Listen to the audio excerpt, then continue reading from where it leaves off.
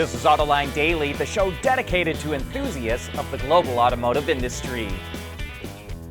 Could China's auto industry be headed for a collapse? That's one of the possibilities raised by an in-depth report from Reuters. Overcapacity triggered a price war that's turning into a financial disaster. The vast majority of Chinese automakers lose money because they're building to government-issued production targets, not customer demand. On top of that, 70% of car dealers lose money because they're selling cars for 20% below their own cost. And there's no relief in sight. Municipal, provincial, and even the central government continue to subsidize these companies. They do not want to see factories closing, which would trigger massive layoffs and drag consumer confidence even lower. Even foreign automakers are caught up in it. Reuters reports that one independent retailer is selling Chevrolet Malibus for 10 grand under the sticker price, and Audis are going for 50% off. Pretty much other than Kia, every other major automaker in Europe wants officials to ease up on the 2035 ICE vehicle ban because EVs only account for about 15.6% of total sales in the region right now. As a result, pretty much every automaker has at least eased up on their EV plans in some way. But Renault is helping to mitigate that pain by leveraging its partnerships with Nissan and Mitsubishi. Both are going to use small and medium EV platforms from Impaired, Renault's software and EV division. Nissan will come out with the all-new Micra on the small platform, and Mitsubishi will use the medium one for the new Eclipse Cross. Those models, which launch late this year, will be built alongside the Alpine A290 and 3 Renault EVs at a Renault plant in France. So that's 6 models from 4 different brands coming out of the same plant, which should help keep plant volume up and investment costs down. Plus, I fully expect even more collaboration after the CEOs from all 3 companies just met up for their annual meeting, in part to, quote, explore new avenues for growth and value creation. But one model on one shared platform is not going to be enough to fix all of Nissan's issues, which is why we'll see more consolidation from the automaker. As part of that, Nissan is completely shaking up its global design operations. 2 of its 7 studios, one in California and another in Brazil, will be shut down entirely, and its operations in Japan and London will be downsized. Nissan says the moves better align its design resources, which also includes studios in the US and China. We know that not all PHEV owners plug their vehicle in enough, especially in Europe, and that real-world emissions can be about the same as a mid-sized gas-powered car.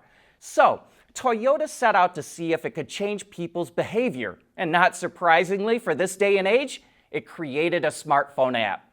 Called ChargeMinder, it monitors the owner's habits, like when and where they charge. After it learns that, reminders will start popping up if they don't plug in, and it shows them a nearby charging spot. Once an owner does finish a charging session, they get a celebratory message, as well as daily charging graphs and even fun little quizzes. Plus, all those notifications are tailor-made to individuals or groups of people to help increase engagement. During a trial, Toyota says users in the US plug their PHEVs in 10% more, and in Japan, users charge nearly 60% more during peak hours for renewable energy. With that success in mind, the company plans to extend research into ChargeMinder.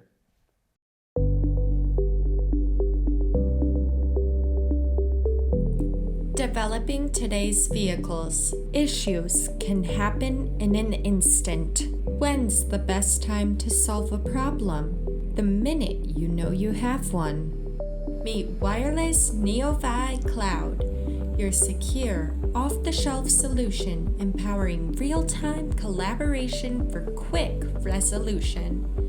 With Wireless NeoVi Cloud, your team can prevent issues before they can escalate. Driver communication data and remote diagnostics to analyze and resolve your problems using OTA, allowing your executives oversight throughout the process. Wireless NeoVi Cloud, your vehicle update solution in production and on the road. Intrepid Control Systems, driven by your data.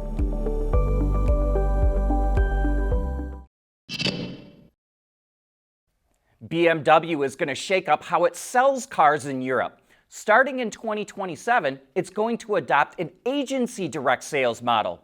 While dealers will still be involved, they'll no longer own the inventory, and they'll act as an intermediary or agent and earn a fixed commission.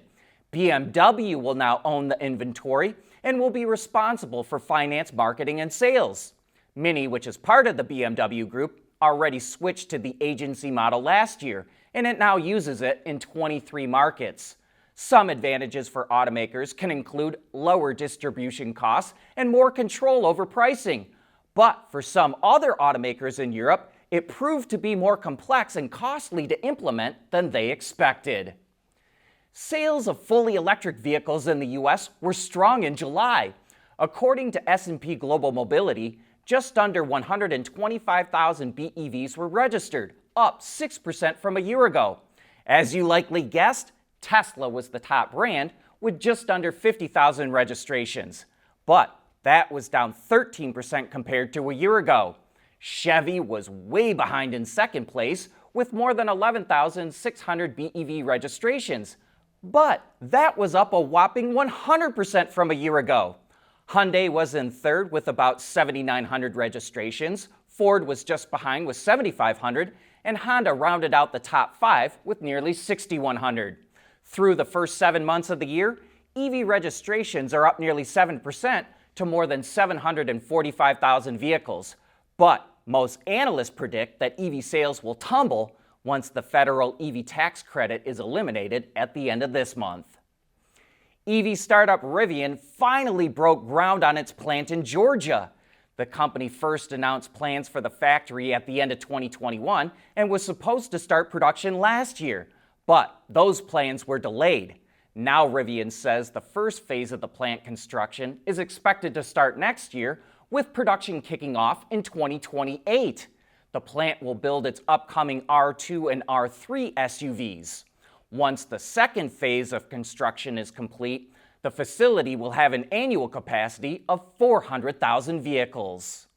Meanwhile, over in Europe, Ford is cutting 1,000 jobs at its electric vehicle plant in Germany due to weak demand. The plant builds the electric versions of the Explorer and Capri, which are both based on Volkswagen's MEB platform. Starting in January, the plant will switch to a one-shift production schedule, and Ford says it will offer voluntary layoff packages. The plant currently employs just over 4,000 workers and has an annual production capacity of 250,000 EVs. A couple of weeks ago, we did a show on Autoline After Hours about racing, and one of our viewers in France, Christopher Maublanc, saw that show and contacted us because he runs an organization called DV Sport Auto that gets people who are blind or vision impaired to drive a race car on a road course. They get to drive with an instructor telling them to turn left or right, to brake or accelerate, which I can only imagine is a thrilling experience. Over 170 people have taken the wheel, and Christopher says his goal is to prove that, quote, disability doesn't limit dreams, it simply changes the course. And that brings us to the end of today's show. Thanks for making Autoline a part of your day.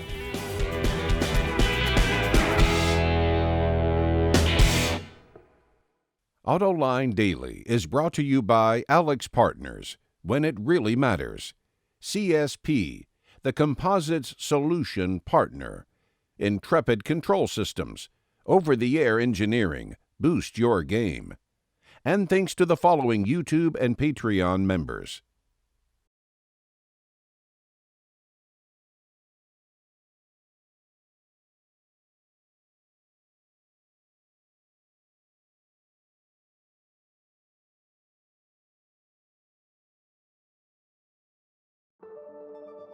At CSP, we work with OEM engineers across the country on their journeys to lighter, safer, and more eco-friendly vehicles.